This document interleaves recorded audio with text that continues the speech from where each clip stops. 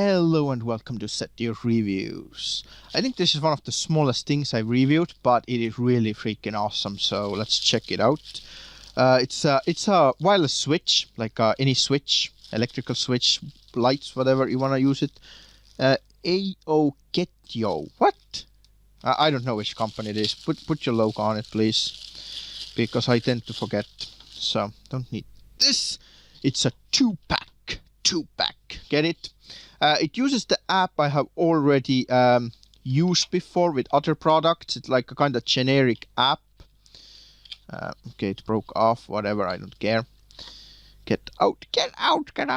Right, that's how it looks like. It looks very primitive and stuff, but from the looks of it, you can't really judge it. So basically, this is a switch in here. It turns it on and off.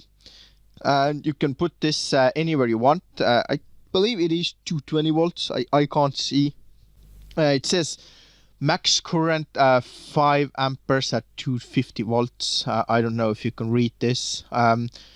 This is one of the things. Just put like a bigger stickers on it. I mean, it doesn't like track the rating down in my eyes, but it's just annoying to have this tiny writing. You have to stick your eyeball like into it, and then it sticks to your eyeball and stuff like that. Can you not write like properly a sticker? Look how much room you have on it. Just put a proper sticker on it. Is it really that difficult? Anyway, I do have a use for at least one of them. I'm gonna try to connect this up. I don't know how the bearing mode works. Look at this. I can't see this. I need like a magnifying glass. And then this thing in here, the QR code, I already know that this is impossible to read with your phone. So one of them is input, other one is output. I'm not sure which one. There's a sticker on it, so you're not supposed to open it. Or are you supposed to open it? I'm going to check it out how to connect this, and I will show you how to wire it up and everything. Alright, well, this text is just absolutely ridiculous. Look at the size of this. Just tell me if you can even see it on this. Maybe on the camera, if I zoom in. But look at the size of this. This is ridiculous. I have fairly good eyes, so I can actually see it a little bit, but it's very difficult. I don't understand this. Like, why would you do this? Look at the size of this. What is this? Oh my god. Anyway, fortunately for them, I'm good with electronics, so let's get cracking.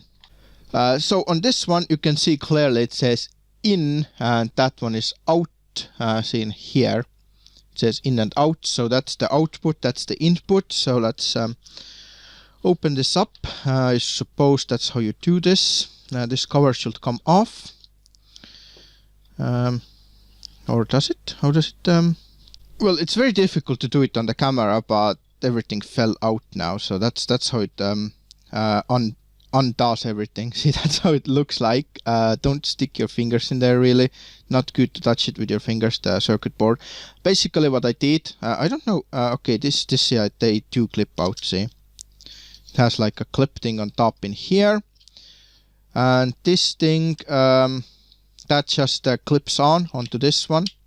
You just put the screwdriver in there and just pull it out from the side. See, it's very simple. It just has the clip things in here. So this one, now I don't know which one is input and which one is output. Okay, I actually do know. Because see, that thing is the button in here, that thing, and this goes in here, which means this is input. And that's output. So, very simple. It's very simple. Just undo the screws. It's very difficult to do it like this, but is that screwdriver? Yeah, that's good.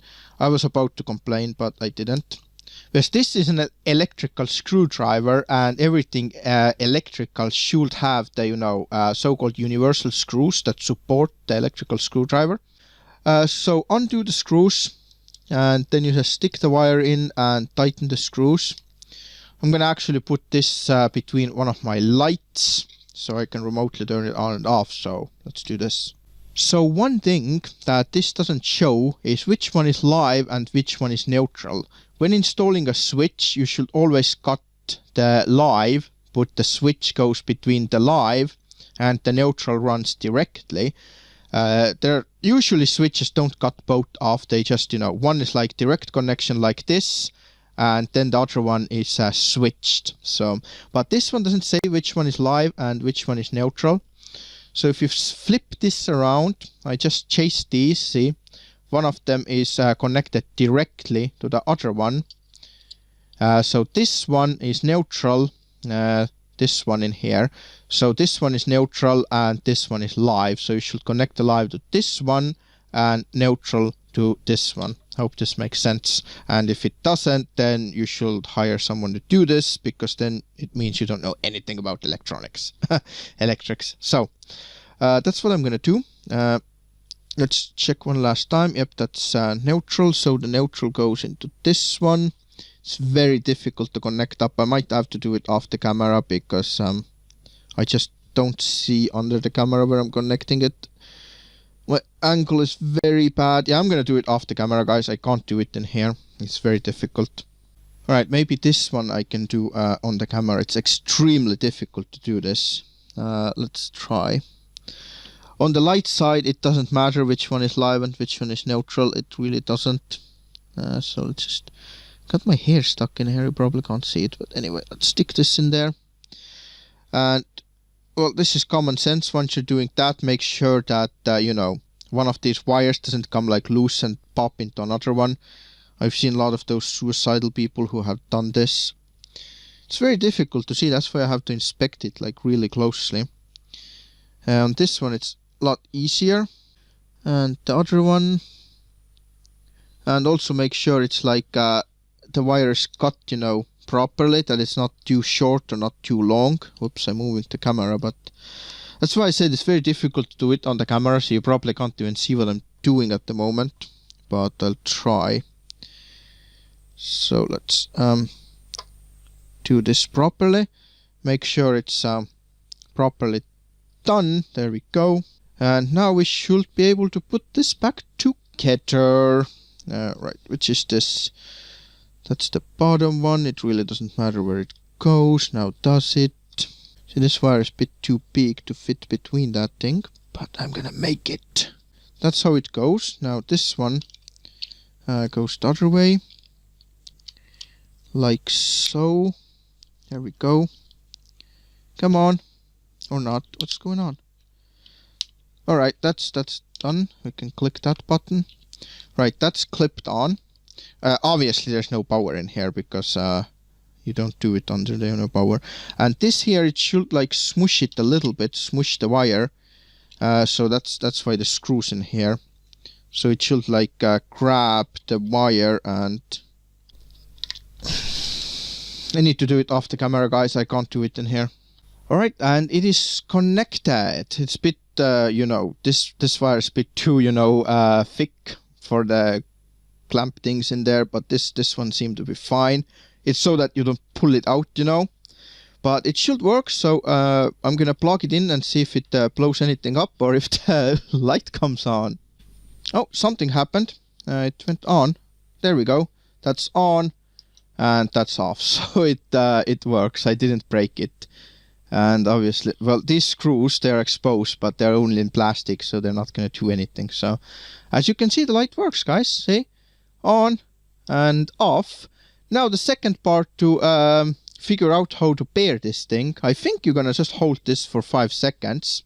Let me just try the way I paired the other ones. So you need an app called eWheelink. Click on this one. I already have it set up. I set it up. You have to register an account. Alright, let's try like the other one. So I'm gonna hold this down for about 5 seconds. Let's hold it. 1, 2, 3, 4, 5.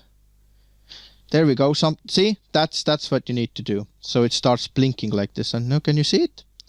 Blinks like fast. So, and then on the app thing, as you can see, I already have some stuff. We click in here.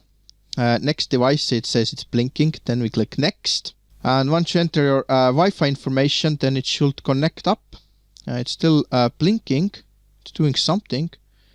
First request. It should just connect it up straightforward. There we go. So what do we call this one? You just name your device. Let's put lamp number 1. That's it. So complete. Okay, added successfully. Where is it? I don't see it. Where is it? Oh, there we go. It says it's offline again. Why? It's not offline. See, it works. So why is it offline? Sometimes it has issues connecting. I had this with every other device that uses this app. I think it's the app's fault. So I have to just disconnect this one. Yep, exactly. I just disconnected this from the wall, and then the light is on. And in here, there's something going on. But if I click this one, see, light on. And see, I'm not touching that one. See, I click in here, light off, light on, and that's how it works. That's my other socket and stuff. So this app, I don't think it's developed by the people who are making this, because like I said, these 3 products in here, they are all made by different people, but they use the same app, the e-Wheelink. So I think it's like a generic app for the lights and stuff.